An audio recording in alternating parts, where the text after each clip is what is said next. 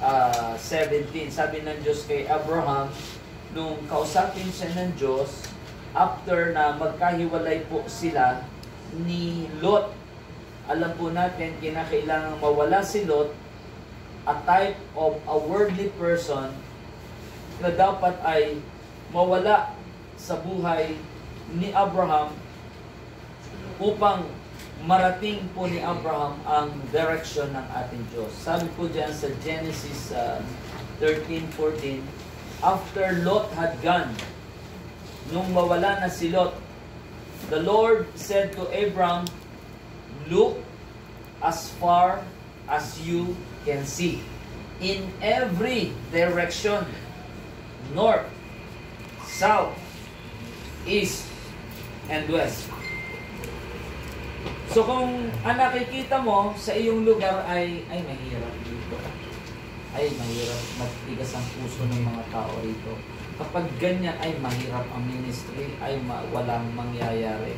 Kapag ganyan ka ang pananaw mo sa buhay, I tell you, walang manifestation ang Christ sa buhay mo.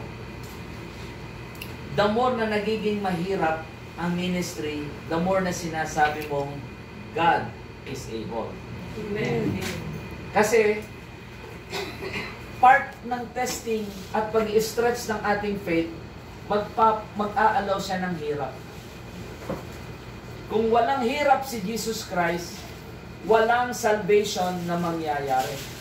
Kaya, pag may mga hirap kang nararanasan, abay magpuri ka sa Panginoon dahil diyan lalo nagpapakita ang Diyos ng supernatural intervention. Kaya kailangan lang mas malawak kang tumingin. Pag doon ka tumingin sa sitwasyon, I tell you, yan ang pipigil sa'yo para hindi mangyari yung sinabi ng Diyos. Tanda niya, sinabi ng Diyos, sinabi niya na, pagpapalain ka sa lahat ng bagay. Amen. Palalawakin niya ang iyong mga ari-arian. Magiging malusog ang inyong tahanan. Amen. Ay bakit ho ganun? Daddy Sam, maraming may sakit sa aming bahay. Ay yan na nga po eh. Kapag inalaw na ng Diyos yan, dyan minumulat ng Diyos, anak, tingin pa sa mas malaki, tingin pa sa mas malawak, tingin pa sa mas supernatural, dahil yung hinahanap ng Diyos ay yung naniniwala sa mga hindi kapanipaniwala. Amen.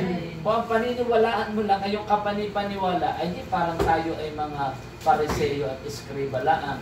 Ang pinaniniwalaan mo yung nakikita mo. Naniniwala ka makakarating ka dito kasi may pamasahe ka na papunta rito. So, the point here is this. Pag sinabing, looking as far as you can see, ito'y paniniwala doon sa mga hindi mo kayang gawin, pero alam mong kayang gawin ng Diyos, na lahat ng dako ay magiging City of God. Amen. Bawat barangay, magkaka-City of God. Amen. Ang Diyos so ang magre-raise up ng tao. Siya po ang magtitindig ng mga tao. Kailangan lang dumaan talaga tayo sa proseso. Kung walang training, mag-training. Ang Kuya Alhoy, ganito ho, yan ay hindi ho normal ang katawan niya, yan ay dinadialysis 3 times a day. Pero, 3 times a week. Pagkain ng 3 times, ano? Pero bakit nag-train yan? Bakit? Kasi mahal niya ang Diyos. Amen. Tapos yung inyong mga membro, wala namang mga sakit, ayaw niyang ipatrain. Kalalakas, kasisigla, magpatrain na po tayo dahil hindi ho biro-biro ang ginagawang sakripisyo ng Kuya Al. Salamat na lang dahil ngayon ay marami na siyang successor. Marami na hong nagiging katuwang at nagiging part na ng ginagawa ng Kuya Al. Sino-sino ba ang mga katuwang mo ngayon, Kuya Al, pag ikaw ay Teacher Jen. Teacher Marian. Teacher Marian, Caroline. Teacher Caroline, Jinky. Jinky, Si Ed. si Ed, Pastor Jobin. Jobin, Si yung dalawang dalaga. dalawang dalaga. Doon, dalawang taba. Sexy.